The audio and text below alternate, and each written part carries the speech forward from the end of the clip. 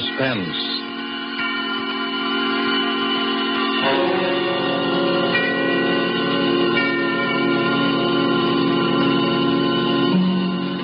This is the Man in Black, here again to introduce Columbia's program, Suspense.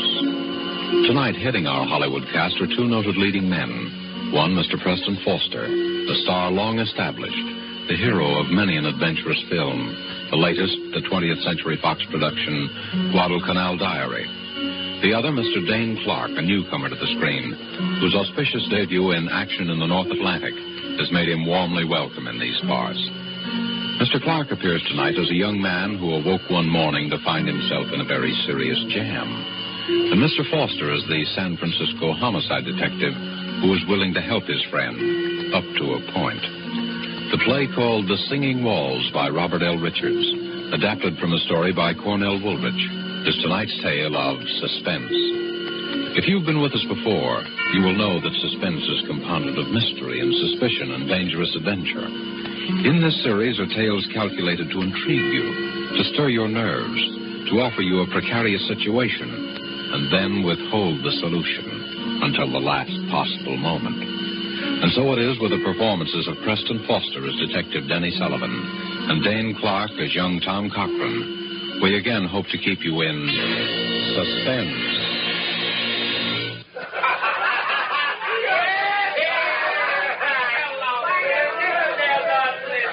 Have another. No, drink it all. There's lots more. So a guy named Joe brought you, huh? You come up here from Joe's place? What's that? Oh, you don't even know where Joe lives, huh? Me? No, I don't know either. I never seen Joe before in my life. How you feeling now, kid, huh? Sure, have a little more. It's good for what ails you. Ah, that's nothing. You're all right. Sure, I know. Let's get out of here. I know a better place. Come on, I'll help you.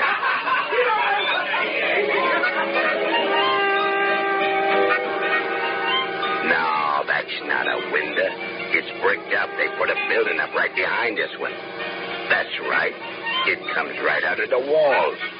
Singing walls. Yeah. We got hot and cold running water here and singing walls.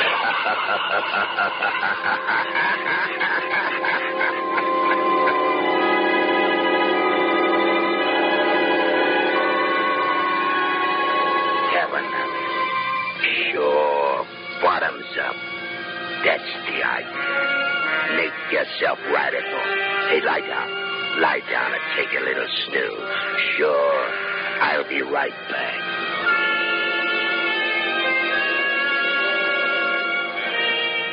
What's the matter?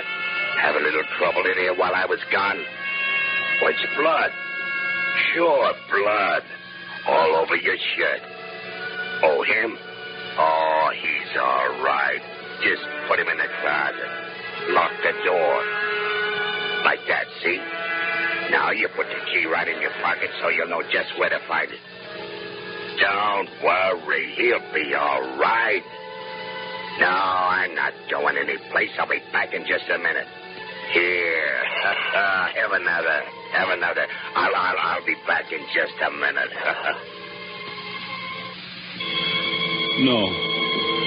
No, let me out. Let me out of here. Tommy. Let me out of here. No. Tommy.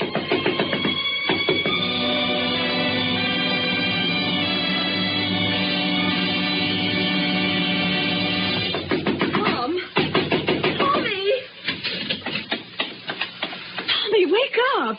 What? What is it? I've been knocking at your door the longest time. Huh? You were having a dream or something. Yeah, what time is it? Well, it's way afternoon. You came in pretty late. Did I? Toss me my bathrobe, will you, sis? Don't you know what time you got in? Not exactly. Oh, Tommy. I know it's tough not having a job all these months, and I know you've tried.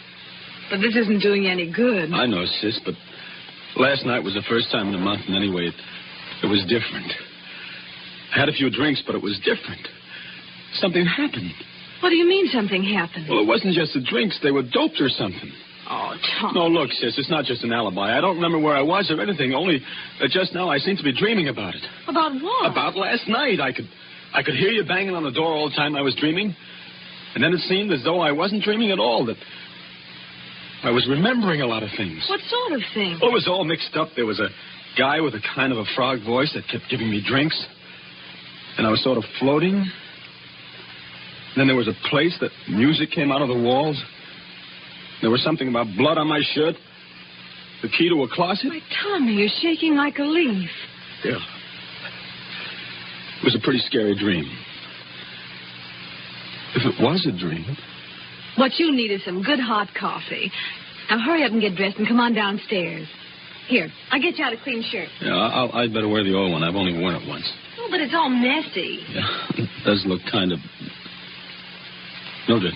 What? My shirt, give it to me. Now what's the matter? Look, Mildred, that's blood. Well, I guess it is. I know it is, just like it was in the dream. Oh, Tommy, don't be so silly. You must have hurt yourself somewhere. But I didn't. Look, there isn't a scratch on me. Well, then you got in a fight. Maybe. What else could it have been? Well, that's what I'm trying to think. Well, stop thinking and hurry up and get dressed. My goodness, look at the way you threw your clothes around last night. Trousers on the floor. Here. Oh, dear, everything's falling out of the pockets. I'll pick it up. You get dressed. Thanks. You didn't come home with much, did you? Well, I couldn't have much to start with. Well, I'll put it all up here in the bureau. 25 cents in change and your keys. Now, hurry. What'd you say? I said hurry. No. Before that, what'd you say? I said I'd put your change and your keys up in the bureau. Keys? Yes. Mildred, I only have one key. Well, there are two there now. I know. Let me see them. Here. One's the key to the front door. Yeah, but the other one. Doesn't belong to any door in this house. It's the key to the closet. What closet? Last night it wasn't a dream. Tommy, what are you talking about? Mildred, you better call Denny right away. But he's on duty. I know, but get him over here right away. Tommy, what is it? Last night, I think I killed a man.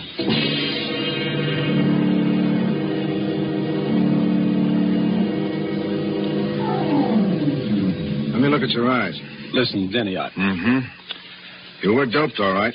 Well, I didn't know what it was. Never mind that now. How much do you remember? Look, Denny, I hated to bring you in on this, and I didn't know who else to go to. Skip it. What's the use of having a brother-in-law who's a cop if he can't help you once in a while? How much do you remember? Well, just what I've told you. Just like it wasn't a dream, only it wasn't a dream.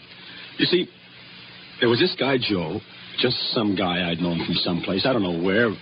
See, I met him on the street, and he took me to the party. And then the guy with the frog voice began giving me drinks. And then everything got confused. And I was in another place with the singing walls and some harmonica playing or something. I don't even know whether it was in the same apartment even, but that's where the closet was. What about the guy the dead guy? Well, at first he wasn't there, and then he was. He was sort of slumped over in a big armchair. Then Frog Boys put him in the closet. That's what I remember. And then he left. And then I suddenly seemed to realize that the guy in the closet was dead, and that's why I got out of there. I don't know how. You don't have any idea where it was? No, I don't even know where the party was. And you'd never seen any of these people before? Except this guy, Joe, who took me to the party. And that's all I know about him, Denny. Just a guy named Joe that I knew by sight from someplace. I don't know where or his last name or anything. Not much to go on, is there, kid? No, not much. A guy named Joe, singing walls, in a closet.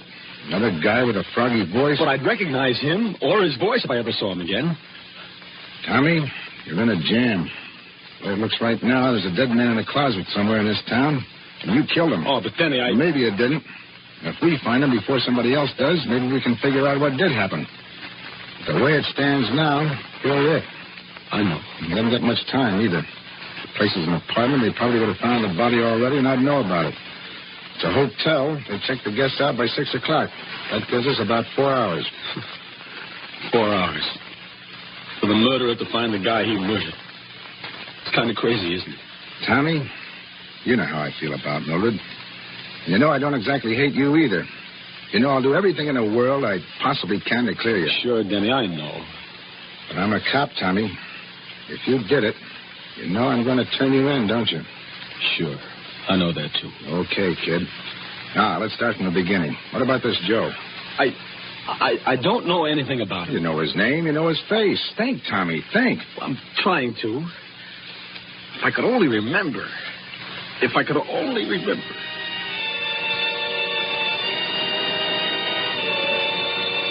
So a guy named Joe brought you, huh? You come up here from Joe's place? What's that? Oh, you don't even know where Joe lives, huh? Me? No, I don't know either. I never seen Joe before in my life.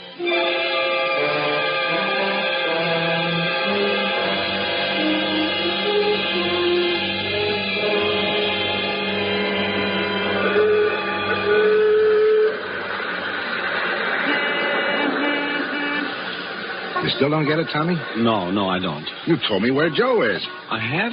Sure, you see the sign over that saloon? Yeah, Joe's place. But how do you know that? Tommy, you were playing with bad boys last night.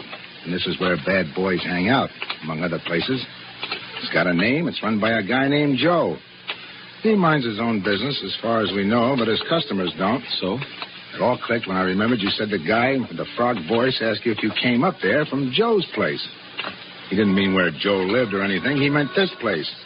He thought maybe you were one of the boys. Yeah, but how did I ever meet this Joe? I've never been here in my life. He runs another joint, a respectable saloon. It's a sort of cover, about 3 blocks from our house, the Town Tavern. Hey, that's right. Remember? Now, Joe may or may not be in on this. Frog Voice made a big play to you that he didn't know Joe. He'd never seen him before in his life. His customers always cover him. It's better for them that way. If my hunch is right, Joe is going to be plenty surprised when he sees you walk in there. Me? Walking there? Nah, don't worry. Just walk in and sit down at the bar. If you're not out in a couple of minutes, I'll know you recognize the guy and we're on the right track. I'll come in as though I didn't see you and go into the phone booth. And then what? Then we'll see. Okay, kid? Okay. Oh, one thing. Huh? If he offers you a drink on the house, take it. Sure. Well, here goes.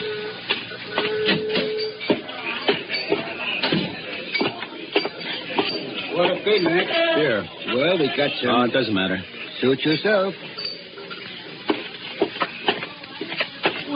Well, what do you know? Tell me. Hiya, Joe. Hey, what are you doing down in this part of town, kid? Oh, I had to come down to see a guy. I didn't know you had this place. Oh, just a little sideline. It's where I first started, you know. Sure, I know. One beer, that'll be 10 cents. Hey, no, none of that. You gotta have one on me, kid. A real drink. What do you have? Well, Scotch? Okay. Scotch for the gentleman, Larry. The very best. You understand? Oh, yeah, sure. I'll take rye. Hey, Tommy, there was some party last night, huh? What? Yeah. Hey, where'd you disappear to? I was looking all over for you. You know, that's a funny thing. I don't even remember. I get it. Well, a guy has to cut loose once in a while, huh? Yeah. One Scotch, the very best. And one rye. Well, here's to you. Wait a minute. Hey, who are you? This is my brother-in-law. Denny, this is Joe. Oh. Say, you must have got those drinks mixed up. You never drink Scotch, Tommy. You only drink rye. Yeah, that's right. Yeah, you take the rye and give Joe the Scotch, and I'll take your beer. I don't like Scotch. I never touch it. Okay, I'll take it. Thanks. By the way, Joe, you haven't got a little bottle I could pour this into, have you? Say, who do you think you're kidding, bud? I'm from headquarters. There's my badge. Oh, now, wait a minute. I didn't know that you... I suppose you don't know what I'd find in this drink if I took it down to be analyzed either. Hey, now, look, I don't want any trouble. I never had any. They can tell you down at headquarters. Of course, it's a matter of dough. You can't buy your way out of this one, chum. I want talk, and I want it quick. What kind of talk? Where'd you take Tommy last night? It was just a little party, a private party. Right out there. And they slip things in people's drinks there, too. No, I don't know anything about that. Now, honest, I hardly know the people. Who's the guy with the frog voice? Voice? I don't know any guy with a frog voice. Now, look, I told you I don't want any trouble. They can tell you that down at headquarters. Listen, there's a narcotics rap in this for somebody, and it could be you. Where was the party? Courtney Square West, number 75. Some people named Sorrell. Come on, Tommy. You're coming too, Joe, just in case.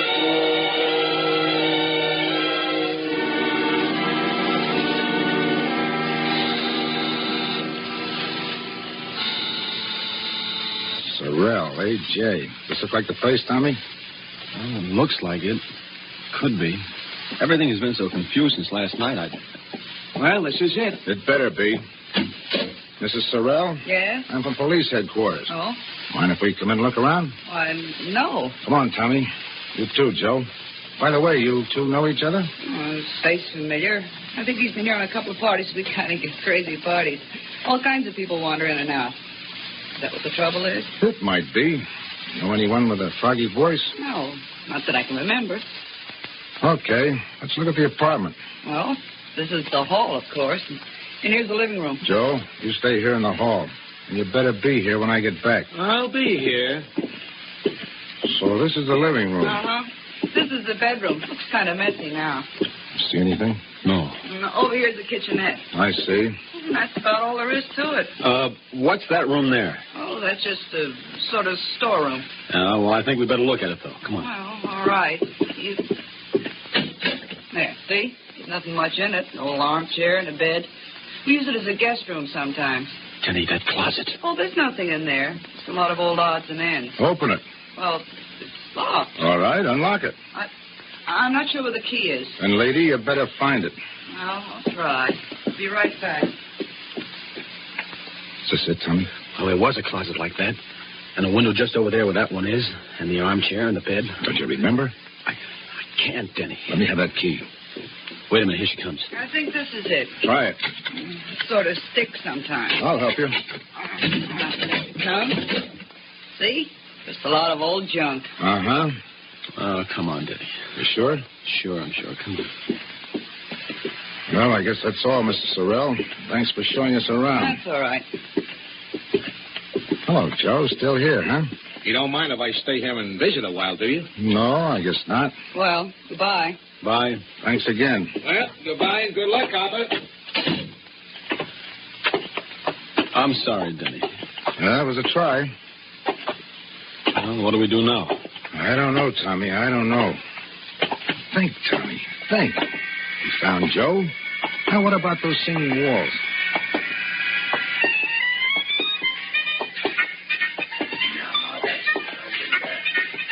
That's right. It comes right out of the walls.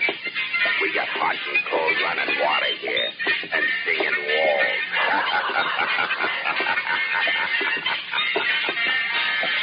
Denny. Yeah? Listen. What? That's it. The singing walls. The music I heard last night. You sure? Sure. I remember the piece, the harmonica, and everything. It's coming from right around here someplace. Denny, it's coming from their apartment, the one we just left, Sorrell's. Well, come on. This must be the place, Tommy. The closet, now the music. They must have been pulling a fast one on us.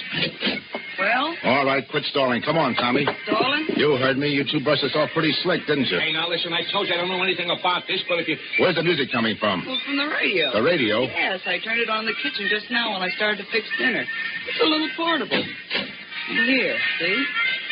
Okay. I don't get it. What did you mean by Skip it. Well, Tommy, here we go again. I don't care. That was the music I heard.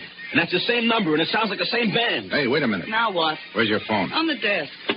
Tommy, look and see what station that's coming over. All right. WBTA. It's a local station. Thanks. Hello? Operator? Get me station WBTA. A radio station. I don't know what the number is. Just get it. This is a police call. Thanks. May be wrong, Tommy, but I got a hunch.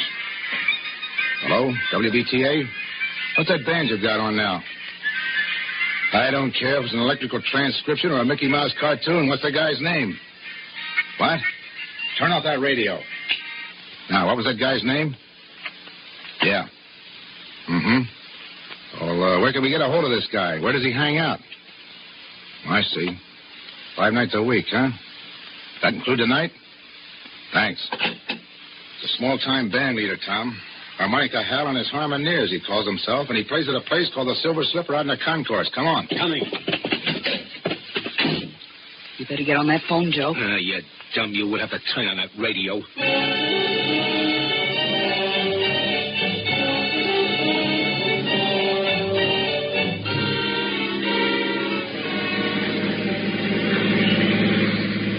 There's a Silver Slipper right over there. Okay, let us out here. Right. Here you are. Thank you, sir.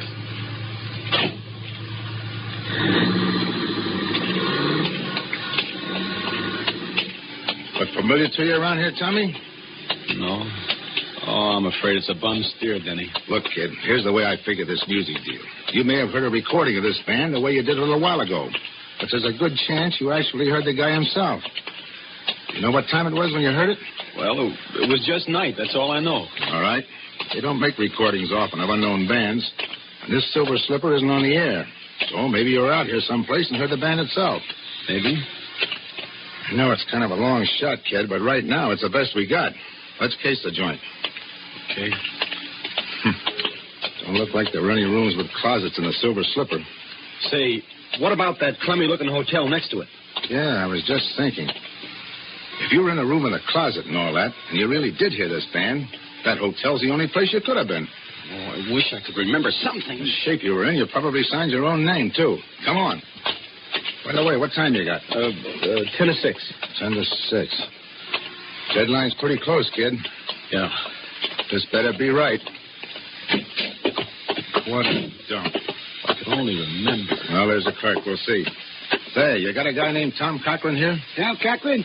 I don't know. It's all right. We're friends of his. Let's see. When did you register? Last night? Sure, here it is. Tom Cochran and Ben Doyle, room 209. I don't think they're in, though. No? No. I've been ringing to see if they were going to check out by 6. I was just going to send somebody up. Well, they were out at a big party last night. Probably haven't pulled themselves together yet. As a matter of fact, that's why we came to see them. Should I ring again? No, we'll sort of surprise them. Okay, right up those stairs. But they got to be out by 6 or pay for another night. We'll take care of that. Let's go, Tom. Denny, did you see that handwriting on the register? Yeah. It was mine, all right. This is it, Tommy. One way or another. Yeah. Here's 209. Don't put your hand on that doorknob. Oh, fingerprints. Use your handkerchief. It's locked. I got some keys. It's an easy lock. Here we go, kid. Denny, this is it. Close that door. Yeah. There's the closet. Give me the key. Here, you better hold my gun on that door just in case. All right. Denny, look out. He was just falling. He's dead. Oh, gee, this is awful. You remember now? Yeah. I can't put it together. Let's have a look. Oh. Stabbed. Here's his driver's license. Benjamin Doyle. Oh, Give me it. Hello? Oh, yeah, we found him all right.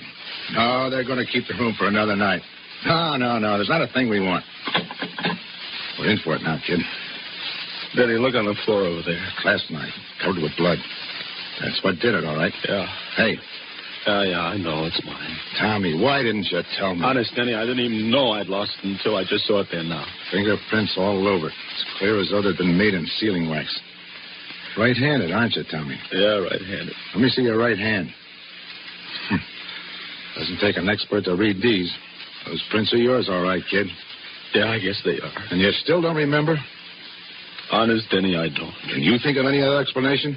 No, there's the guy with the frog voice, but I must have just dreamed them up. I don't know. Well, kid, I guess this is it. You did all you could, Denny. Don't feel bad. You can plead insanity or something. Maybe we can prove you were doped. Maybe. You better call headquarters, Denny. Let's get it over. All right.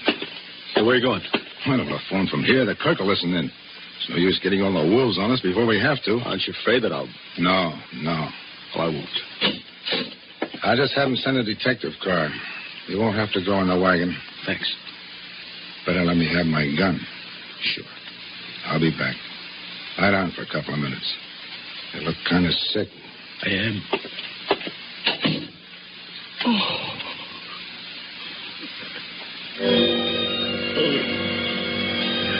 That's the idea. Take a little snooze. I won't be gone long. Get a little sleep. Do you good. I'll be right back. Have a little trouble in here? Blood.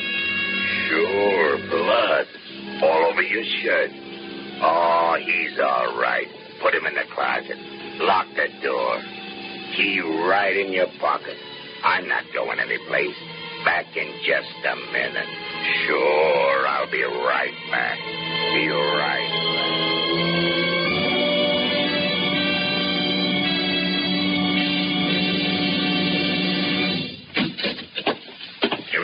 You? Yeah, me. Hey, what are you going to do with him, Froggy? Get him in the other room until his copper friend misses him and starts looking. Now, listen, I don't want to be in anything like this. Shut up. You're in it up to your neck. Come on, you. Get up. Okay. Get going. Up the hall here. Open the other door, Joe. Sure. Get in there. That the guy, Frog? Yeah. Listen, Froggy, this don't look so good. There was people who knew you were getting ready to give it to Doyle, and... Sure. That's why I framed this guy. All the trouble I went to. Doped him and brought Doyle in there when he was out. Planted the key on him, bloodied him up, put a knife in his hand. I still don't see how he ever came to in time. Yeah, but he did. So what? We frame him again. Music? You like music, don't you? You're pretty sweet about music, ain't you? Well, for your information, that's harmonica hell rehearsing for the night. And in this room, it comes through the window. On account of there is a window. But in the other room, it comes through the walls. On account of there ain't no window. Catch on? Better close the window, Joe. No, wait a minute. Yeah, I do like music. You mind if a guy in a spot like I am hears a little music? What about it, Froggy? Sure. Leave it up and let's have music while we work. It'll cover up the noise if he makes any fuss. So what's the new angle? Knock him off. Dump him in the park. Dead by his own hand. Remorse. We leave the gun beside him and plant some of Doyle's stuff on him. Yeah, I got it. All right, get going. Tie him up. Right. Yeah. Put a handkerchief in his mouth. Yeah. Put a cord around him. He's drunk, see? And we're taking care of him. Okay. Where's the car? Round the back. Nobody will see us going out that way. All right. You ready? Just a minute. All right, take a look. Okay. All right. Take a look out the door. Okay. All clear? Yeah. Let's go. Lock the door after we go in. Okay.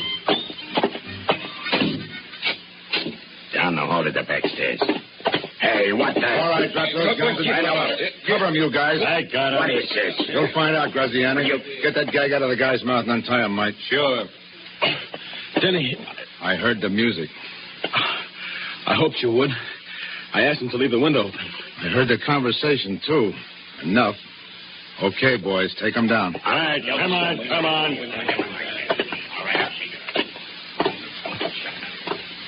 Say, who are those guys? Graziani's a mobster. Doyle was one of his boys who double-crossed him. How you feeling? Okay, I guess. That was kind of close. Yeah, all the way around. Yeah. Look, kid, Skip it, Denny. I'm sorry, Tommy. Honest. I thought you did it. Denny, until just now, so did I.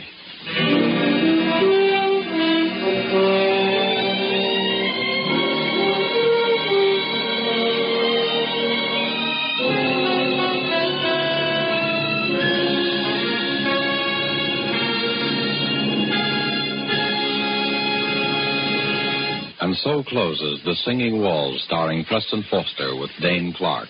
Tonight's tale of Suspense. This is your narrator, the Man in Black, who conveys to you Columbia's invitation to spend this half hour in suspense with us again next week at this same time.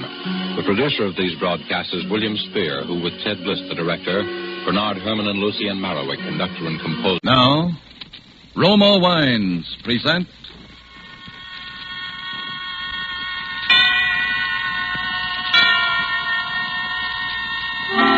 Suspense.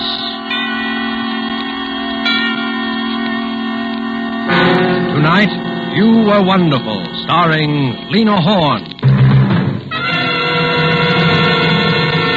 Suspense is presented for your enjoyment by Roma Wines. That's R-O-M-A, Roma Wines. Those excellent California wines that can add so much pleasantness to the way you live, to your happiness in entertaining guests, to your enjoyment of everyday meals. Yes, right now a glassful would be very pleasant as Roma Wines bring you Suspense. This is the Man in Black, here for the Roma Wine Company of Fresno, California. Tonight, Roma Wines bring you as star the remarkable American singing actress, Miss Lena Horne, who has recently returned to Hollywood following a triumphal Eastern tour, to resume her picture career at the studios of Metro-Goldwyn-Mayer, in whose Technicolor production Ziegfeld Follies she will soon be seen. Tonight she appears as a noted entertainer called Lorna Dean, who found herself embroiled with dangerous intrigue and murder in a South American capital. And so with You Were Wonderful, and with the performance of Lena Horne, we again hope to keep you in suspense.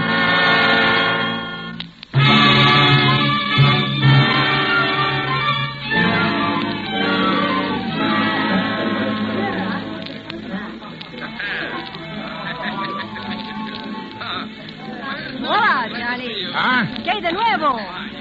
¿Qué de nuevo, Johnny? Oh, sure. Sombrero. Yeah, check the sombrero. Good evening, Mr. Whittaker. You wish a table? No, thanks. No, I'm just browsing. Is Ronaldo... Oh, there he is now. Oh, hello, Johnny. Hello. Hi, Ronaldo. Well, sit down. Have a little supper with me, huh? No, thanks. I'm not hungry. Well, come on. Sit down anyway. All right, anything to please you, sweetheart. Tell me, how's business? Oh, fine. Great. Every time I get a bad break nowadays, Johnny, I get two good ones right after. Say, when did you ever get a bad break? Well, you know Jackie, my little singer. Yeah, sure, I know. Yeah, of course you do. Well, Jackie is quitting. Oh, that's too bad. And who do you suppose I'm getting? Just by the merest accident. Who do you suppose I'm getting to take her place, huh? All right, I'll bite. Lorna Dean. Lorna Dean? Oh, you're kidding. No. What do you think of that, huh? Very good, huh? Well, if you'll excuse the aspersions, Ronaldo, I think, what does a dame with an international reputation like Lorna Dean want to be singing in a third-rate cabaret like this for? Oh, no. Second-rate, maybe, but third-rate, no. All right, second-rate. But you can't pay her a tenth of what she's used to getting. And what is she doing down here in Buenos Aires anyway? Oh, now, what you want to ask a lot of questions for? She's going to sing. That's good enough for me. Yeah, I guess it is. She's terrific, all right. Tell me, when does she start? 2 weeks from tonight. Why did Jackie quit? It's kind of sudden, wasn't it? Oh, I don't know. She's nervous lately. She wants to go back to the States, I guess. Oh. Say, Johnny. Yeah? When are you going back? To the States? Uh-huh. Oh, 6 months, a year, 2 years, whenever this war's over. Don't you think you better go home maybe a little sooner, huh? Look, I don't want any lectures on my patriotism, if that's what you mean. Well, who's giving lectures? Down here we are, we are neutral. Yeah? Well, all right, that's what I am. The U.S. is okay, it's fine. It just happens that it never did so much for me that I feel like getting knocked off for it, that's all. Sure. I don't want you to get knocked off. That's what I'm talking about. What are you talking about? Your health, Johnny. Do I take that 2 ways or only one? One. Listen, Johnny, listen. I see these things before. Sometimes fellows stay around these places so long they forget all about home. And then one day, finish. I pay my bills, don't I, eventually? Johnny, don't talk that way. It's only because I like you, you know that. All right. Cut it. Okay. Here comes Jackie now. Alma del África lejana, llena mi pecho, What's wrong? Ay. What's happening? Ay, Dios. Ay. What's the matter? Anyway. Come on, Ronaldo. I can't understand. She wasn't feeling well. Why didn't she tell me? She didn't have to go on. Coming through, please. Please stand back. Oh, what's the matter here? This woman has been drugged, apparently. I am a doctor. Oh. What's in the way? Please let me through. Mr. Ronaldo. What do you want? I have no time now to... I want the job. Now. Job? Oh, it's you, Miss Dean. Couldn't you even wait until they looked the poor kid over before coming Did here? I ask you anything? Look, Mr. Ronaldo, I'm sorry for the girl, but I'm a singer, not a sob sister. I was going to start in 2 weeks anyway. I might as well start now. Well, all right then, until Jackie can come back to finish out. Oh, yeah? It'll be about the longest run on record then. What do you mean? This young lady is right, Senor Rinaldo. This girl is dead. Dead? Do you still want the job, Miss Dean? Yeah, I still want the job.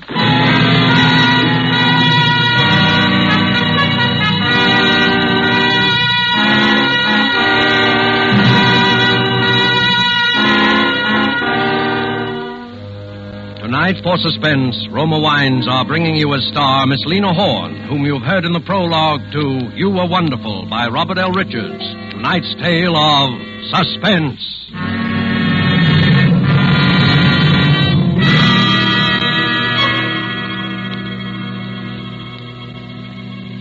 Roma wines made in California are of such uniformly superb quality that they are imported to many foreign countries as the choice of true connoisseurs of fine wines.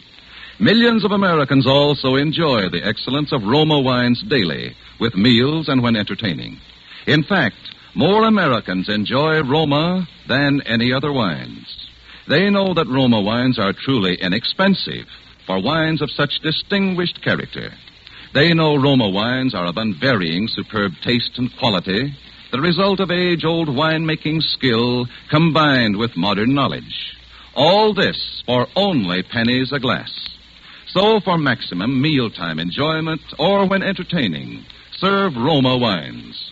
A cool glass of appetizing Roma California sherry before dinner, a cool bottle of rich Roma California Burgundy on the table with the meal. You'll appreciate the enthusiastic comments of the family and guests. You'll be pleasantly surprised at how much added zest Roma wine brings to your table. Tomorrow, ask your dealer for ROMA, Roma wines. If he is temporarily out of Roma, please try again soon.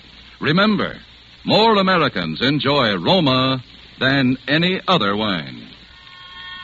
And now we return to the scene of our drama, Rinaldo's on the waterfront of Buenos Aires, where a famous American entertainer, Lorna Dean, takes the spotlight from a dead girl to begin the strangest singing engagement of her career. A situation well calculated to keep you in suspense.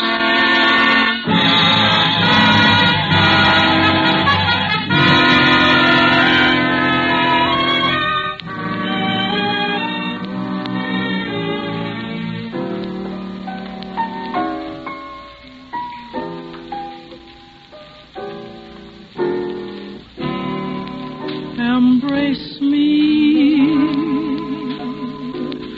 my sweet embrace of you. Embrace me, my place of you.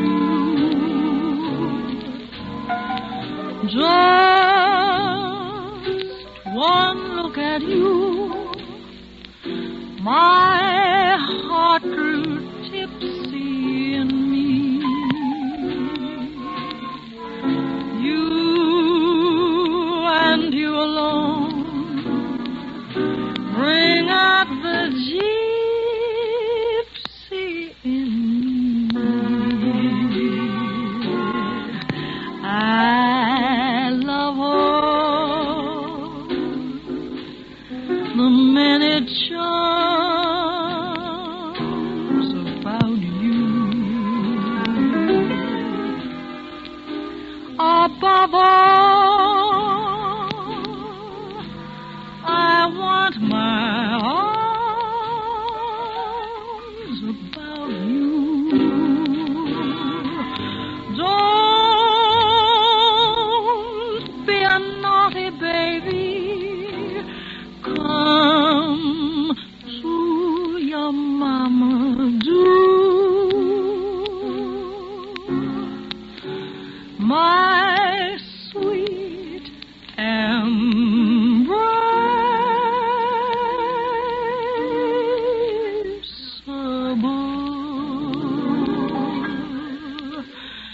You.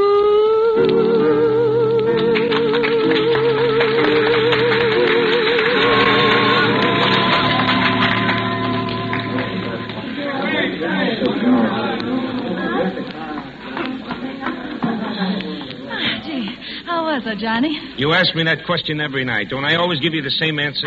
Maybe I just like to hear it. All right. You were wonderful, okay? Okay. We artists, you know, gotta hear that thunderous ovation. Hello, there, Johnny? Oh, friends of yours? Well, business acquaintances. You know them? Well, that tall one's been giving me the glassy eye all through that monocle the last 3 nights. They're coming over. Maybe you want to talk to them. Well, Johnny. Oh, please don't go, Miss Dean. Oh, that's all right. I've got to argue with Ronaldo about a baby pink spot. You know, we artists. See you later, Johnny. Okay. Sit down, Mr. Harmon. Hi, Sniggle. Good evening. Terribly attractive girl, what? My favorite singer, too. Oh, by the way, before I forget, Johnny, here's your remittance for the week. Oh, okay, thanks. And in that connection, old boy, I'm afraid I must tell you that we're not too satisfied with your work. Well, maybe I'm not too satisfied with the job. Oh, if you're not, it doesn't require such enormous intellectual powers that we couldn't find someone else to do it, you know. Oh, keep your pants on. I didn't say I was quitting, did I? Now, look here, old boy. All we ask you to do is report their names when they enter the harbor and their sailing time when they leave. Now, that's easy enough, isn't it? Yeah, sure.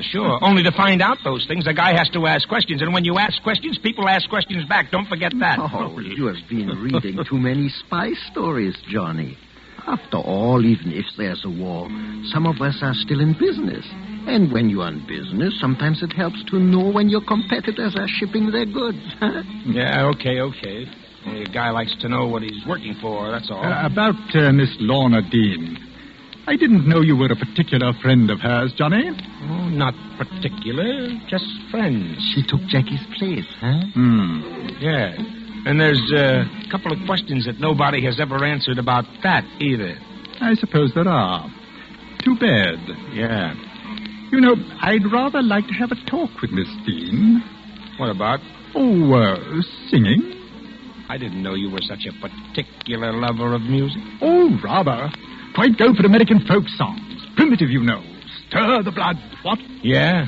Well, here she comes back, and if you want my advice... I didn't ask for your advice, old boy. Now, you just run along for 10 minutes. What for? I want to have a little private talk with Miss Dean. And you don't know enough about music. Okay. Hey, Johnny, guess what Ronaldo... Hey, Johnny! I'll be back when I'm wanted. Oh, please, Miss Dean, do sit down. Well, what was all that about? Let him go. It's all the better for me, you know. Now I can talk to you. Lance, perhaps you better not. No nonsense. It's quite all right. Well, Miss Dean, it's nice to see you again. I'm still wondering why America's favorite thrush is singing here. Oh, I sort of like the place. I wanted to help Ronaldo out of a jam. Jolly good. I must confess I have a weakness for the place myself. Oh, have you? And how do you think Buenos Aires stacks up with Rio and all the other gay capitals of South America, eh? I like it. My tour didn't take me here, but I just couldn't leave without seeing it. Yeah. You know, I've always been a great admirer of yours, Miss Dean. I've heard you sing, I don't know how many times. Oh? Have you been in the States often? Oh, no. England. Shortwave, you know. Your voice carries very well over the wireless. Oh, you're English. Austrian. I lived in England most of my life, though. You know, down here on business. War, you know. Oh, terrible thing, this war. Yes. Yes, I'm afraid it's been awfully disillusioning to a lot of people. Take your people in America, for instance. Not much for them to fight for, is there? Well, a lot of them are fighting just the same. I dare say. Anything better than what they have at home, eh? Strange war, though. The Japanese, now. I understand that they have certain very progressive policies towards the colored races. Except toward the Chinese, I suppose. Yes, well, the Chinese, backward people, you know, always have been communists and so on. Confusing just the same, isn't it? All this race business. I suppose it is to some people. Now they're the Nazis. Cute devils. All this talk about a master race. They don't mean a word of it, you know. Can't we talk about something else? Oh, yes, of course, my dear.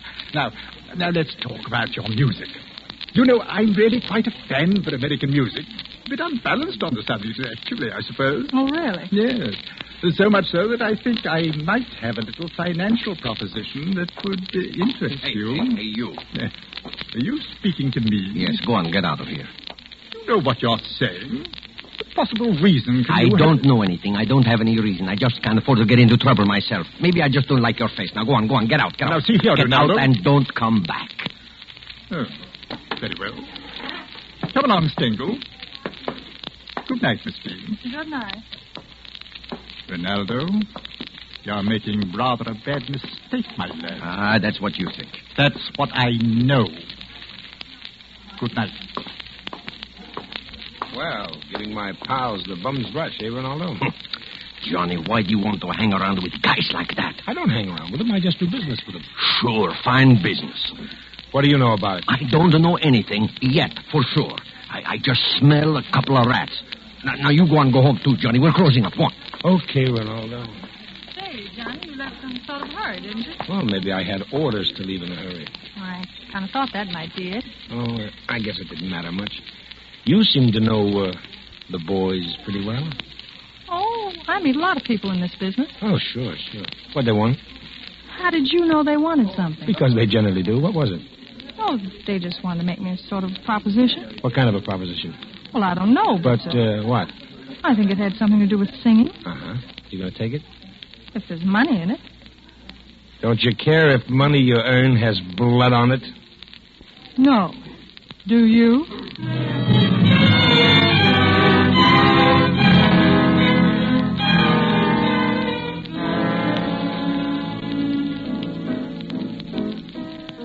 'Cause he's done something to me, and my heart won't keep still. Give me 1,000 roses, put my heart in beside them, and send them to the one I love. Bravo! Splendid. She couldn't have done better myself. Is that the way you like it? Oh, yes, rather. You ought to feel flattered, you know. This is the first time I've given an audition since I got my start in show business. Oh, I do hope you didn't mind, but I just couldn't resist asking you to sing it through, now that we've concluded our little business arrangement. And that's all there is to it, huh? I just sing it. That's all there is to it.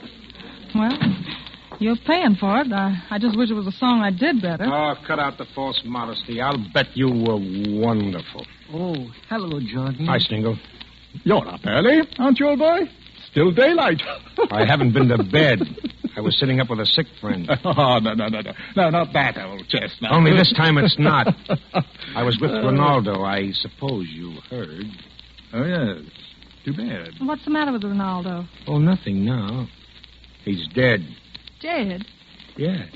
Sudden, wasn't it? Anyone know yet what happened?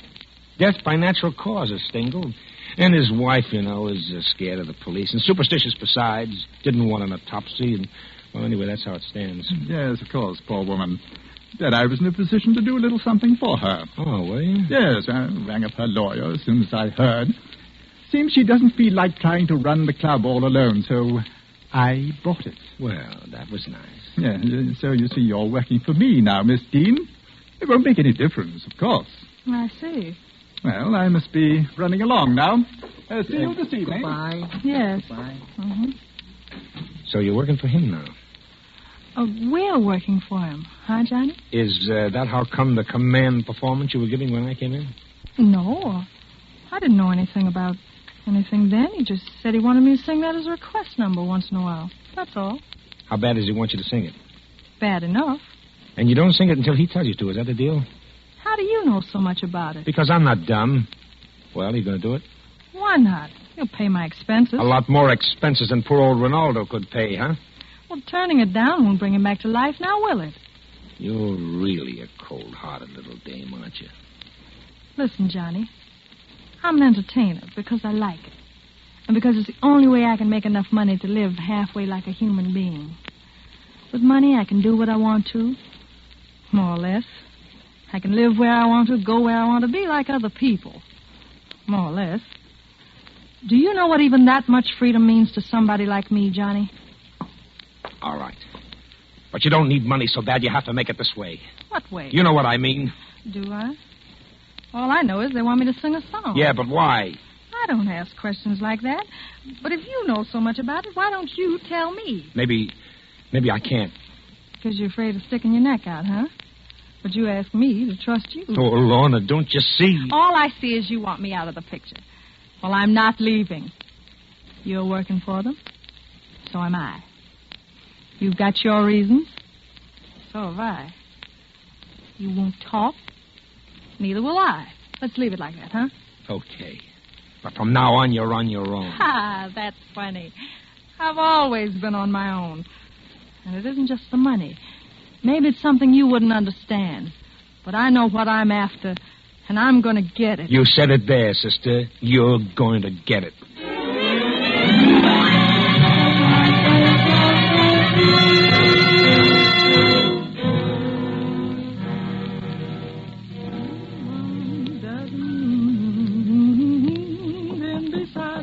Who is it? It's me. Ah, come on in. Hi, Lorna. You practicing? Oh, not especially. Oh, I thought maybe you had your orders. What orders? Oh, to sing that song tonight. Yes. How did you know? Oh, a little birdie told me. Look, I got your present. What is it? Our little portable radio. It's a good one, too, made in the States. You know I don't speak enough Spanish, so that thing will do me any good down here. Aha, but don't forget the short wave. Short waves, wireless, what? Okay, Johnny, what's the gag? Oh, just something I want you to hear. You probably won't be able to understand it, but fortunately, in me, you have an accomplished linguist. Anyway, I can tell you enough. Rote Rosen, wer die fünf, alles bereit hier. Warte Nachricht von euch heute Abend. Rote Rosen. Well, quite a little gadget, the wireless, huh? That wasn't Spanish. Right. And I'll give you 3 nice big guesses what it was. Johnny, wouldn't it be easier if you just up and told me what you came here to tell me? Don't play innocent with me. Don't try to tell me you don't know what this is all about. Well, maybe I just want to know how much you know. I know. You said I was afraid to stick my neck out. Well, all right, listen to this. That guy you just heard talking is the captain of a German submarine about 15 miles outside the harbor. How do you know? Because I saw it. And there's a convoy that leaves this harbor regularly to take stuff from South America to our guys in England. And they're leaving tonight. And all that sub-captain out there is waiting for to plow into that convoy and sink every ship in it is the tip-off. And the tip-off is you. Me? Oh, stop it, will you? What do you think Harmon wanted you to sing a particular song at a particular time for, and a song that's at least 2 years out of date at that, if it wasn't to tip off somebody? You know your stuff is broadcast. Come on, use your head. Listen, Johnny, if you know all this, why didn't you tell me sooner? That's my business. Maybe I wasn't sure until now. Business.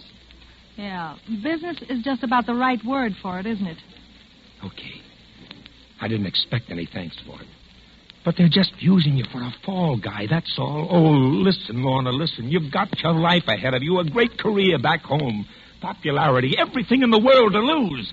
And the stuff in those ships is going to save the lives of Americans. Coming from you, Johnny, that's real cute. All right. All right, so I don't have a country anymore, but you do. Johnny, listen. You remind me of a preacher I used to know back home. He figured he was such a good preacher because he knew so much about sin. He said he'd sin more than anybody else in the whole congregation. Go ahead. Laugh. Laugh, but I'm telling you for your own good. Get out of town. I can't, Johnny. I've got a date to sing tonight, remember? Who is it? It's Harmon. We're about ready for you, Miss Dean. Oh, time for me to go on, huh? Okay, I'll be right there. Right you up. Okay. That's it. But I hope you know what kind of a spot you're in, because if you sing that song, as far as the public in the States is concerned, you'll be washed up for good. Who's going to say anything, Johnny? Oh. It's a sure thing you won't. Well, it'll get back somehow. And you know what happens if you don't sing it. What? Remember what happened to Jackie? What did happen, Johnny? She tried a double-cross. And the same night she was dead. Now laugh that off. I haven't forgotten. By the way, Johnny, suppose I tell you that I knew all about that submarine out there. What? Now you laugh that off. You better get out there and listen with your friends. Your table's ready.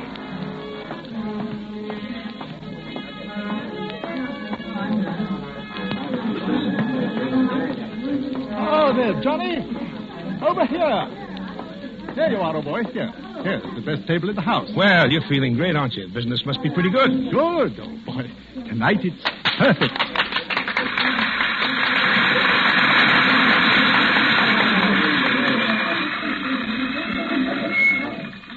Thank you. Thank you very much. Tonight, I want to sing a song I want to sing something that's been made a special request. It's a song that's very popular in my own country, and I'm sure it is with many of you down here.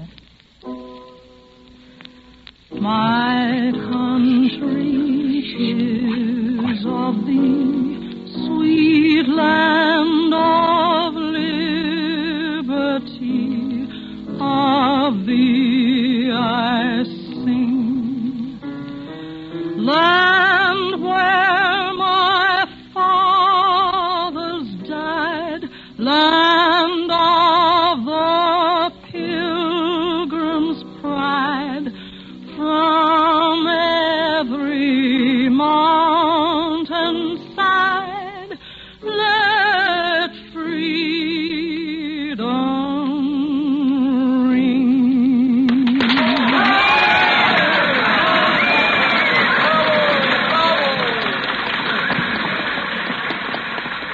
Well, you don't look very happy, Harmon. You surprised? Yes. Come along, Stengel. Yes? You'd better wait here, Johnny. Yes, sure. Anything you say. Oh, Miss Dean. Miss Dean. Yes? May I have a word with you? I suppose so. Perhaps we'd better step out into the hall. All right. Well, That was very naughty of you, Miss Dean. was it? Yes. That wasn't the song I asked you to sing tonight. That's right. And by the way, don't waste any time looking for that submarine of yours out there. Submarine? Unless you look awful deep. Because when I found out what you boys were doing, I arranged a little tip-off of my own, and what you heard me sing tonight was it. I see. All right, Stengel. You'd better get it over with. No!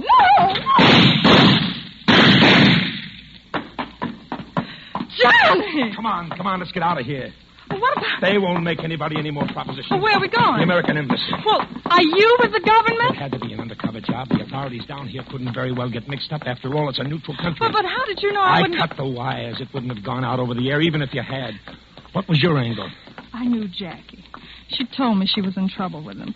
She never had time to tell me what it was about. I came down to talk to her about it that night. She was...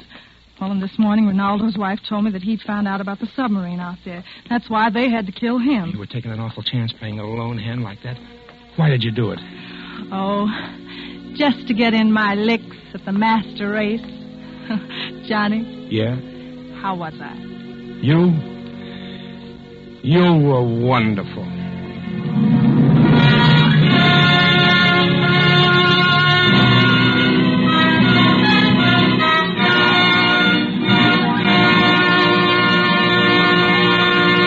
And so closes You Were Wonderful, starring Lena Horne. Tonight's study in Suspense. Suspense is produced and directed by William Spear. Have you discovered, as so many thousands of Americans have, how much Roma wines add to the enjoyment of your meals? How their superb taste makes special occasion feasts out of everyday meals? Find out for yourself what a marvel worker Roma wine can be in giving any meal a new compliment-rousing zest. Start off the meal with an appetizer, Roma California Sherry. Then place on the table a cool bottle of Roma California Burgundy. You'll be amazed at the tremendous difference Roma wine makes in the enjoyment of your foods.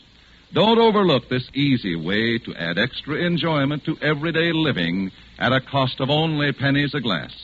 Take a tip from the millions who enjoy Roma wines at meals when entertaining. Ask for R-O-M-A, Roma wines. Remember, more Americans enjoy Roma than any other wine. Next Thursday, same time, Mr. Robert Cummings will be your star of Suspense. Presented from coast to coast and by shortwave through the Armed Forces Radio Service to our troops overseas by Roma Wines. Made in California for enjoyment throughout the world. This is CBS, the Columbia Broadcasting System.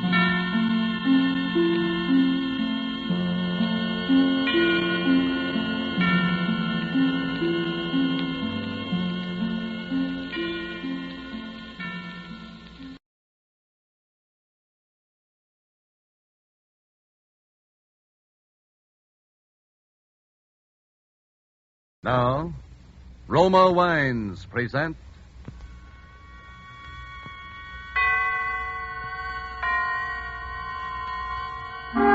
Suspense.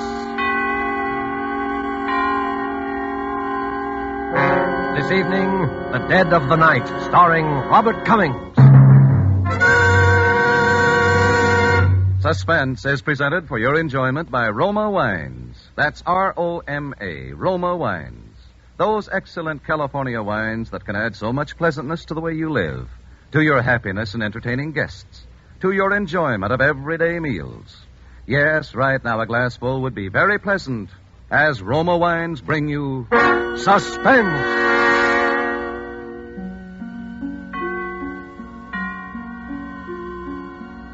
This is the man in black, here for the Roma Wine Company of Fresno, California, who tonight from Hollywood bring you in his first appearance in a radio drama since his enlistment as United States Army Air Force flight instructor, one of the screen's favorite young players, Mr. Robert Cummings. And so with the strange events which befell the young Californian named Jimmy Barton in The Dead of the Night, and with the performance of Robert Cummings, we again hope to keep you in suspense.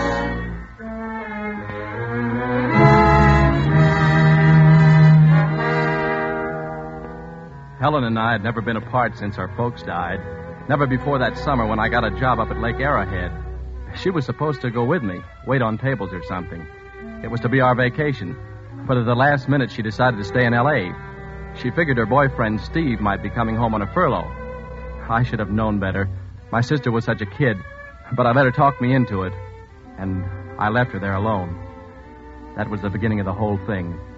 That's when she met him, Phil Armstrong. If I hadn't gone away that summer, I guess Phil would be alive today. All during the time that I was gone, Helen didn't write much, and what letters I did get didn't seem natural. So I was anxious to finish my job and get home. I expected her to be at the bus station, but she wasn't. And when I got to the apartment, I could hear someone moving inside. The door was locked, so I knocked. Helen? Who is it? It's me. Jimmy? Yeah, open the door. Oh, Jimmy. That's me. Hi, honey. Since when have you taken to locking the door in the daytime? Helen, what did you do to yourself? Your face. Were you in an accident? I fell, Jimmy. I fell and I hurt myself. Well, your eyes swollen shut. Let me look at it. Jimmy, I have something to tell you. What are these suitcases doing here? You and I are going away, Jimmy. We've got to get out of here. I packed everything. We're going no place till you tell me what this is all about. Well, Jimmy, while you were gone, I got married. Married? You mean Steve was here on his furlough? No, Jimmy. Not to Steve. But you were engaged to him. Yes, I know. And I got a letter from him right after you left. He married someone he met where he was stationed. Oh, Helen. Gee, I was pretty upset, Jimmy, and that's when I met Phil Armstrong. Oh, but gee, I think you might have... I don't even know the guy. No, neither did I. But I was unhappy. Well, you just don't go off and marry someone you don't know. Well, that's what I did, Jimmy. Now we've got to get out of here. Huh? Well, but why? Because there's been trouble. What kind of trouble? I'm afraid, Jimmy. It's terrible. He takes something. I don't know what. But sometimes he's crazy. Helen. Yes? Your face. You didn't fall? No. He did that? I'll kill him. He'll kill you. That's what I mean. That's why we've got to get away. Well, you can get a divorce, can't you? He threatened me if I even tried to get one. We'll put him under a peace bond. What good would a peace bond be, Jimmy, if he killed one of us? So I let her talk me into running away. I guess I shouldn't have, but I knew that if I saw him after what he'd done to her... Well, anyhow, I'd saved my salary and I had some gas coupons. We didn't know where we were going, but we started out. I don't know what he'll do when he finds I've gone. Helen, don't you think we ought to go to the police? Oh, I'm afraid, Jimmy. I know him. I know what he'd do if he found out we'd reported him. But they'd protect us, Helen. They'd protect us. But what if he got to us before they got to him? And she looked so frightened, I thought it best to let her do it her way. We got to Santa Monica that night, and we stopped at a motel near the water. Well, a week slipped by, and Helen seemed to be forgetting. She didn't jump every time someone knocked at the door, and she began to get a nice tan. I managed to get a job. It was at McGuffey's Potluck Gallery at one of the shooting concessions on the pier. Then one night late, as I came home from work, I heard voices coming from our apartment. I knew who it was, and I knew that from what Helen had told me, it would be foolish for me to go in unarmed. So I ran back to the shooting concession. It didn't take long, but when I got back, the lights were out, and the sound of voices was gone. I tried the door. It was very dark. And then my foot struck something soft and heavy on the floor.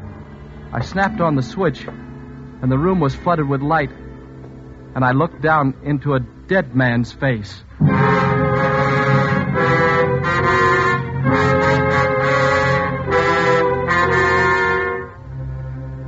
Tonight for Suspense, Roma Wines are bringing you as star Mr. Robert Cummings, whom you've heard in the prologue to The Dead of the Night by Mel Dinelli. Tonight's tale of Suspense.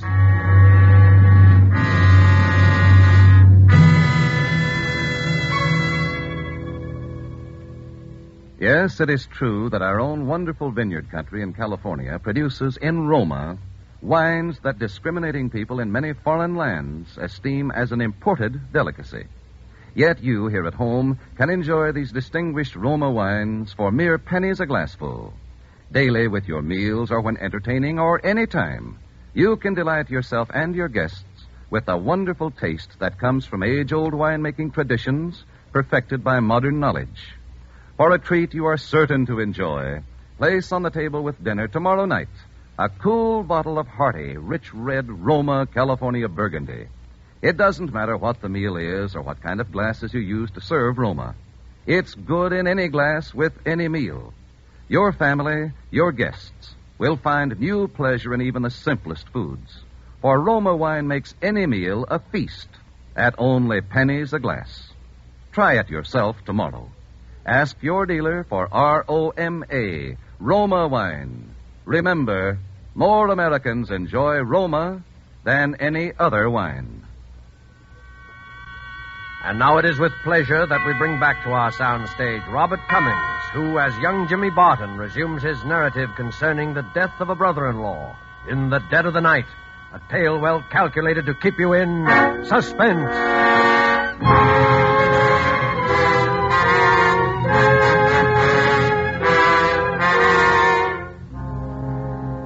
It's funny how in the biggest, the most important, the most terrifying moments of your whole life, you remember little tiny insignificant things. I remember that I set my alarm. It was to go off at 5 o'clock. I'd set it to wake me up that afternoon. And a bird started to chatter outside as I stood there shivering with cold and terror, looking down at that dead man's face.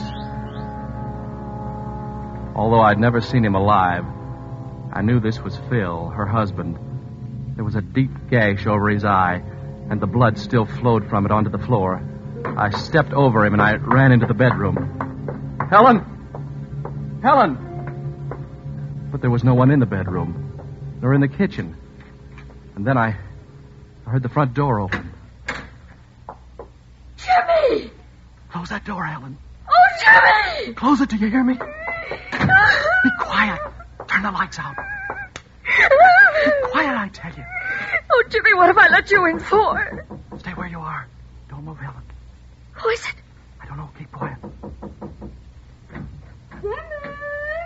Oh, Jimmy, it's Mrs. Gordon. She's going to unlock the door. Oh, just a minute, Mrs. Gordon. I'll get something on. Jimmy, what's going on in there? All the tanks fixed for cleaning. Just some friends of mine, Mrs. Gordon. They were having a party. They're gone now. Jimmy Barton, you should be ashamed of yourself. Now open this door. I want to talk to you. Well, I'm not dressed. I was taking a shower. Well, switch something on. Well, I'm tired. I just was going to bed. Jimmy, I told you I wanted to talk to you. Now will you open this door? She has a pass key, Jimmy. All right, Mrs. Gordon. Just let me get some clothes on. I'll give you 2 minutes. I didn't know what to do.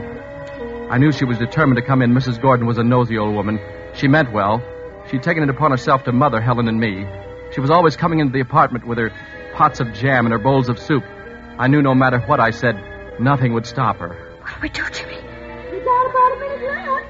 Helen, Take him by the feet. No. Helen, take him by the feet. It's no use. It's no use. We started half dragging, half carrying him towards the bedroom. The rugs slipping along the floor as we moved. We'd just gotten into the bedroom, and then... Time's up, Jimmy. And as long as your good mother isn't here to look after you, I'm going to myself. We can't leave him here. She might come into the bedroom. Quick, the bathroom.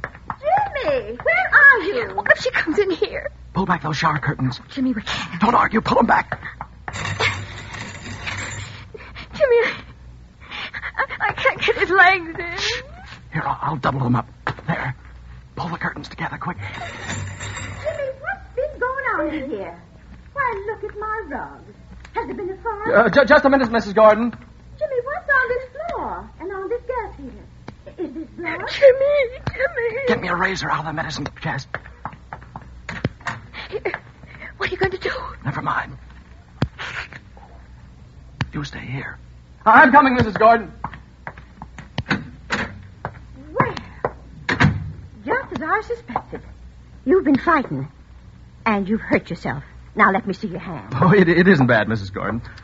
Oh, no wonder you didn't want me to come in. Where's Helen? She's out. She hasn't been here all evening. Well, let's look at that hand. Oh, it isn't bad, Mrs. Gordon, really. You let me see that hand. Oh, there. Why, Jimmy, this is a bad gash. Have you disinfected it? Yes, I have. Well, let me bandage it for you. But this towel's all right. It's not all right. Where are your bandages and things? In the bathroom? No. I mean, I don't have any. Now, you're just saying that, Jimmy Barton, because you don't want to be bandaged. You're not fooling me. I'm going right into the bathroom and get No, some... not the bath. I mean, I don't have any. Well, I'll just see for myself. No, Mrs. Gordon. Jimmy, why, you dripped blood all over this floor. Here, let's look in this medicine closet. Uh-huh. There, I knew it. Here's some tape and some gauze, too. Mrs. Gordon, can't we just do this in the living room? No, we'll do it right here. Now, here's some alcohol. Come on, put your hand over here. We stood there, and she bandaged me, and I kept wondering where Helen had gone. And then I saw the shower curtain move slightly, and I knew. For a moment, I thought Mrs. Gordon had seen it, too. Jimmy, just look at that shower curtain. Yes. Goodness, you smeared that with blood, too. Well, I'd better clean things up for you before Helen gets home. Why, you'll scare the life out of her. I'll clean it up, Mrs. Gordon. You've done enough. Thanks very much for taking care of this hand. Well, all right. If you don't want me to. Now, you'd better get some sleep. I'll see you in the morning. Good night, Jimmy. Good night, Mrs. Gordon. Oh, Jimmy. Helen. I had to hide someplace. It was terrible. I know. It was the only thing you could do. Jimmy! Yes? Jimmy, I forgot to tell you that I'm having some painting done tomorrow. So you'll have to be out of here early. It's hard enough getting painters these days without making them wait for the tenants to get up, you know. Yeah, all right, Mrs. Gordon. I'll be out first thing in the morning. Mm-hmm. Well, good night. Good night. I will have to get him out of here. Yeah. Where'll we take him? I don't know. I've got to think. Here, Helen, you try and get some rest.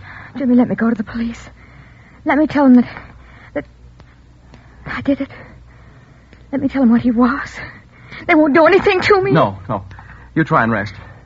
What time is it? It's about 6. 6.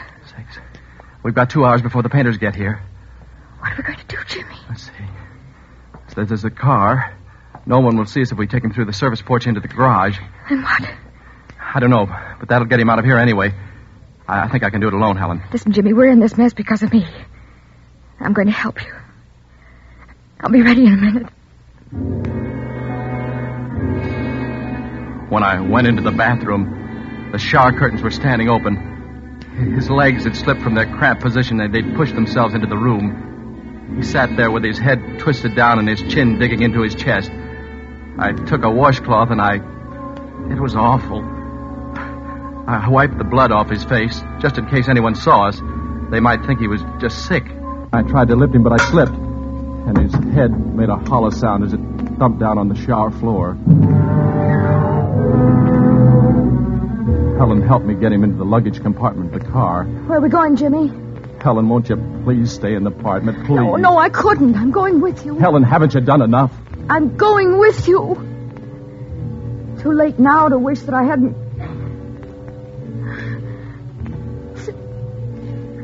Where we go? To the pier, the Santa Monica Pier. Beyond the concessions, you can drive a car on the end there.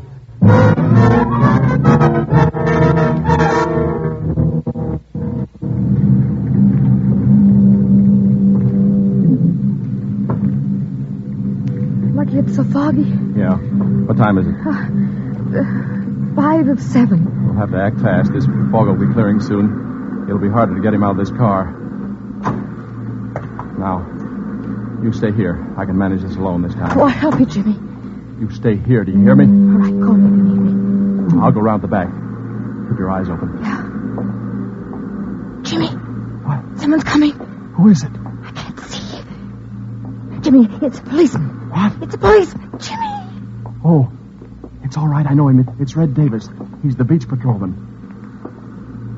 Hello, Red. Well, hello, Jimmy. Say, when do you get your sleep? Didn't you close up after that swing ship dance last night? Yeah, Red, but I couldn't seem to remember if I'd locked up the old shooting gallery, so I came over this morning to have a look around. I see. Oh, I'm sorry. This is my sister. Red, this is Helen. This is Red Davis. Hello. So you're an early riser, too, huh? Yes, Well, the fog's clearing up. It looks like we're going to get some sun today for a change, huh? Yeah.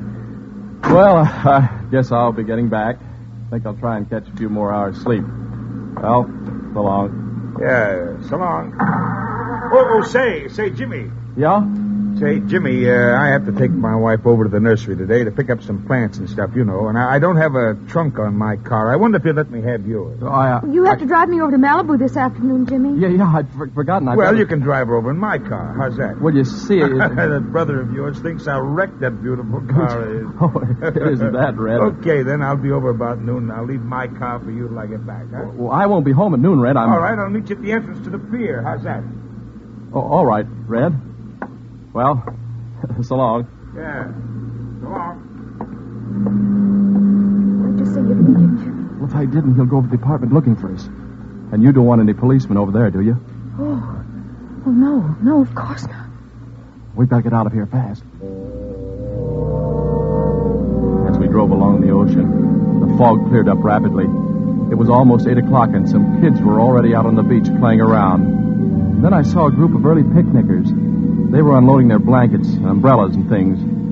I guess it was from them I got the idea. From seeing them. Jimmy, your gas is pretty near on empty. Yeah. You got any more coupons? No, they're all used up. We're going to have to do something soon. I know, Jimmy. We can't go back to the motel with the painters there. And we can't leave him in the car. Red's liable to see us and pin us down to using it. There's only one place left. Where, Jimmy? Helen, listen. I'm going to let you out of this car. Oh. You can't help me with what I've got to do now. No, Jimmy, I'm staying. Don't argue, Helen. I'm not leaving you, Jimmy. Get out of this car, do you hear me? No. I haven't time Jimmy, to argue with you. Please. Now get out. I won't do it, Jimmy. Yes, you will if I have to push you out. Jimmy, you're hurting me. There. Now go back to the motel. Get off that running board, Helen. I can't leave you alone, Jimmy. I want to help you. I'm not blaming you for killing him, Helen, but now you've got to help me do as I say. What, Jimmy, what? I don't blame you for what you did. He deserved it. But now you've got to help me handle things. Jimmy, you've got to let me... Goodbye, Helen. Jimmy! Oh, Jimmy, don't leave me, Jimmy! I watched her out of the mirror. She kept calling me. I drove on as fast as I could. I knew what I had to do now was one chance in a million. But I had to take it. And I didn't want her to be part of it. I could keep him on the beach that whole day. Then maybe I'd be able to get rid of him when night fell. I wanted to drive further along, but I was afraid I'd run out of gas. So I settled for a deserted strip of beach not far from the motel. I had my swimming shorts and a blanket and a towel in the car. And I got out. I looked around carefully, and then I opened the luggage compartment. It was the hardest thing I've ever done in my life. But I started taking his clothes off. I managed to get my shorts onto him. Lucky we were pretty near the same size. And then I closed the door. And I went out onto the beach and I spread my blanket out on the sand. And then I went back for him. When there were no cars in sight, I carried him over to where I'd spread my blanket. And I placed him onto it face down, with his hands folded over his head, as though he were just sunbathing. Then I spread my towel out a short distance from him, and I laid down on it, and I tried to look relaxed. People didn't start to arrive until about an hour later, and gradually little groups of sunbathers started to form. He and I, we looked no different from the others. No one paid any attention to us. I was beginning to feel that everything was going to be easy once it was dark again, but... Jimmy! I've been looking all over for you. What? Oh, hello, Mrs. Gordon. Where's Isn't she in the apartment? No. What time did you go out this morning? Well, I couldn't sleep. Oh, didn't Helen come in at all last night? Oh, yes, she did, but she left early, too. Said she was going into Los Angeles. Oh, my. I was so worried about her. Well, the painters came, Jimmy, and everything's a mess. I think I'll sit down here with you a while. You're not with anyone, are you? No, I'm not. Goodness, I wish I brought along some oil.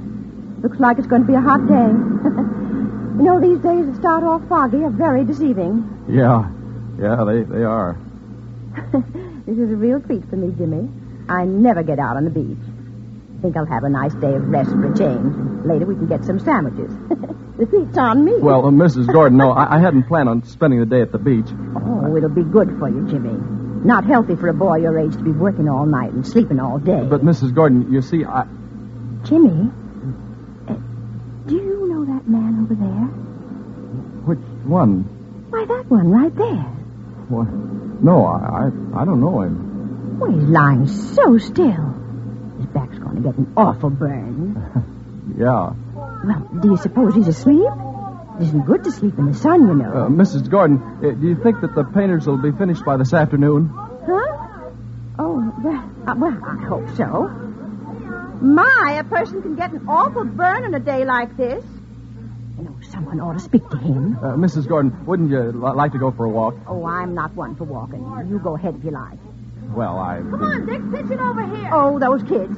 You children, stop that. You're getting sand all over me. Oh, sorry, No lady. need to play here. There's a playground over by the pier. Now you just get away from here. Don't pay no attention to her. She don't own the beach. Pitch it over here. Oh, coming at you. Uh-oh. You hit that guy on the beach. There. Now see what they've done. They hit that poor man. Now they'll get what's coming to them. Mrs. Gordon, sure you don't want to go get some sandwiches or something? I'll just stay Not here and... until I see those two hoodlums get what they deserve. Shh. Gee, I'm sorry, mister. Could we have our ball? Now, look at that. Ball right in the crook of his arm. He's pretending he's asleep. He's not going to hand it to them, but just wait till they reach for it. He'll give them something besides their ball all right. Oh, what are you waiting for, Dickie? It's our ball. Just take it. Oh, hey, mister, could we have... Go on, take it. Here, I'll get it. Thanks, mister. I got... What's the matter? Gee, he's cold. What'd you say? He's cold, lady. His arm's like ice. I just touched it. You probably hurt him. A little ball like this couldn't hurt anybody. Well, nevertheless, it did. Here. Now, let's have a look. And then she started moving toward him. I knew it was useless to try and stop her. And then she reached over and put her hand on his back. And suddenly she was screaming. This man is dead! Look at him!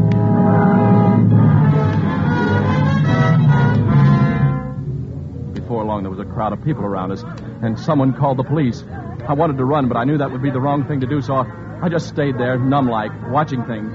When the police came, they started questioning everybody. Mrs. Gordon was first. Why, he'd been there all morning. I came early, and he was here already. Just like that. You know, with his face down. Just like he Was there anyone else around when you arrived? Around? Yes, Jimmy was here. He was here all alone with him. Weren't you, Jimmy?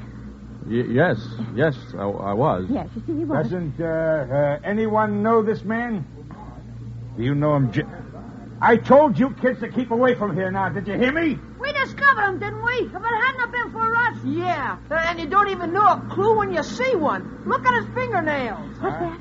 Oh, the child's right, officer. What's that? Now just look for yourself. Let me see that. Yes. It looks like powder. Something flaky. Are you sure none of you people around here recognize him? Recognize him? Well, I've never seen him. Officer. Huh? Why, that blanket he's lying on. Why, it's from my motel. See, it's stamped right under where you moved his hand. Oh, dear. Look for yourself. See, it says Seaside Motor Cabins. Yeah. Yes. And you're sure he wasn't registered? Why, I'm positive. Is there anyone else around here from your hotel, from your motel? Jimmy, look. Jimmy! Here comes Helen. Look, she's crying. Mrs. Gordon, I asked if there was anybody around here from your motel. Huh? What's that? Oh, yes, Jimmy Barton here. And that girl. You see, she's his sister. They've been with us for several weeks. Jimmy? Yes. What have you got to say, Jimmy? And suddenly everyone was looking at me. And at Helen as she ran towards us. And like a fool, I started to run too. In Helen's direction to ward her off. I didn't get far, however. Someone caught me by the arm. Jimmy, I've been looking all over for you. Don't say anything, Helen. Let me do the talking. Don't say anything. Jimmy, when you forced me out of the car this morning, you said you didn't blame me for having killed him. Helen, be still. Don't. Jimmy, I didn't kill him. I thought you had.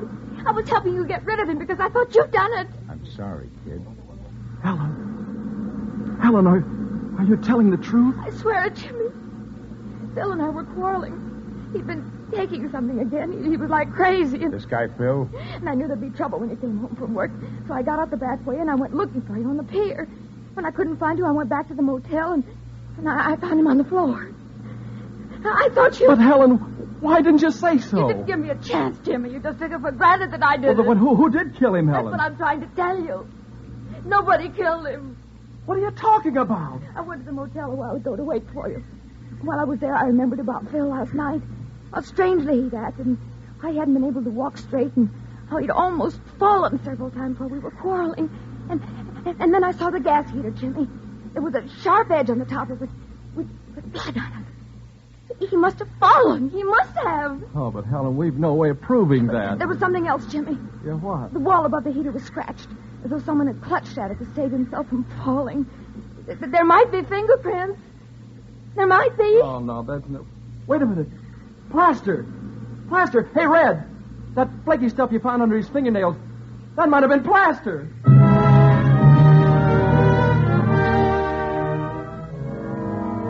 And it was. Well, that's about it. Everything checked back at the motel, and the autopsy showed he was full of dope.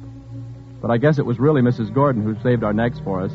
Besides talking so loud and so long that they'd probably acquitted us just to get rid of us, she did dig up a witness who'd heard Helen and Phil quarreling and who'd seen Helen leave alone after he threatened her.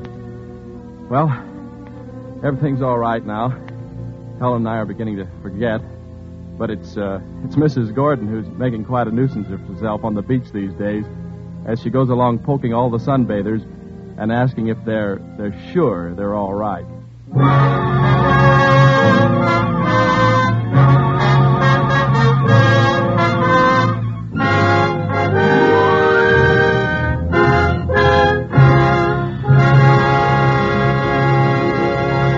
And so closes The Dead of the Night, starring Robert Cummings. Tonight's study in Suspense. Suspense is produced and directed by William Spear. If you are one who does not yet know how much and how delightfully Roma wines can add to your meals, well, let me urge you not to miss out any longer on such a treat as this. There's nothing complicated about it. Just get and serve Roma wine with meals or any time in any kind of glass you wish. Try the many different kinds of Roma wine until you find those you like best of all. Try Roma California Sherry with its wonderful nut-like flavor as an appetizer. Then hearty Roma Burgundy or the deliciously delicate Roma Sauterne with the meal. These superb wines make even the simplest meal a feast. Yet they cost you only pennies a glassful. Get some tomorrow. And if your dealer is temporarily out of Roma, please try again soon. Ask for ROMA, Roma wines. Remember, more Americans enjoy Roma than any other wine. Next Thursday, same time, you will hear Mr. Charles Lawton as star of Suspense. Presented by Roma Wines, ROMA, made in California for enjoyment throughout the world. This is CBS, the Columbia Broadcasting System.